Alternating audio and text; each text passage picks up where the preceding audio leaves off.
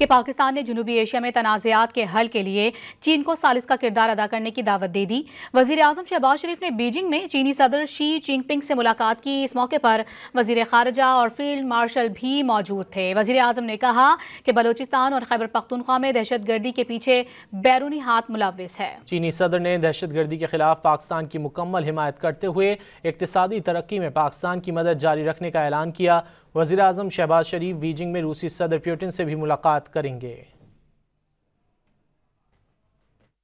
پاکستان نے جنوبی ایشیا میں دیرینہ تنازعات کے پائیدار حل کے لیے چین کو ثالث کا کردار ادا کرنے کی دعوت دے دی۔ وزیر اعظم شہباز شریف نے کہا کہ چین جنوبی ایشیا میں جامع مذاکرات کی نگرانی کرے تاکہ مذاکرات کے ثمرات پاکستان کو مل سکیں۔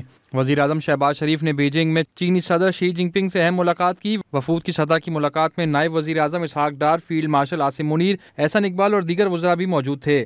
وزیر اعظم نے کہا کہ بلوچستان اور خیبر پختونخوا میں دہشت گردی میں بیرونی ہاتھ ہے، بیانیہ دنیا تسلیم نہیں کرتی۔ اس موقع پر چینی صدر نے اقتصادی ترقی کے تمام شعبوں میں پاکستان کی مدد جاری رکھنے کا اعلان کیا۔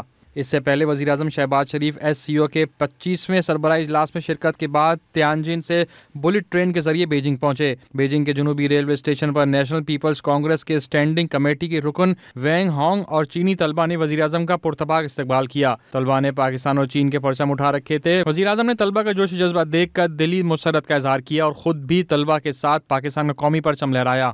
دوسری جانب پاکستان کے دوست برادر ملک آذربائیجان کی ایس سی او میں شمولیت بھارت کو کھلنے لگی۔ آذری میڈیا نے بتایا کہ بھارت نے ایک مرتبہ پھر آذربائیجان کو شنگھائی تعاون تنظیم کا مکمل رکن نہیں بننے دیا۔ آذربائیجان کے صدر